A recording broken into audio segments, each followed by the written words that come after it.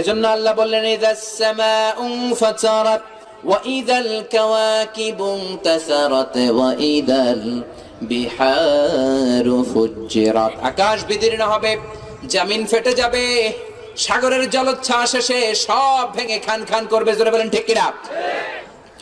আবার আল্লাহ বলেন ফাইযা বারিকাল বাসারু ওয়া খাসাফাল কামারু ওয়া জুমিআশ শামসু ওয়াল কামারু ইয়াকুলুল ইনসানু আইনাল মাফার। মানুষের চোখ হবে ছানা বড়া, চন্দ্র সূর্যের আলো নাই। মহাসমাবেশে বোম ফাটলে মানুষ যেমনি দৌড় দেয়, ওই ঝাঁকুনিটা দেখে ভয়ের চোটে মানুষ দিক বিদিক দৌড়াবে আর বলবে আইনাল মাফার, পালানোর জায়গা কোথায়? আছে নাকি? পালানোর জায়গা আছে?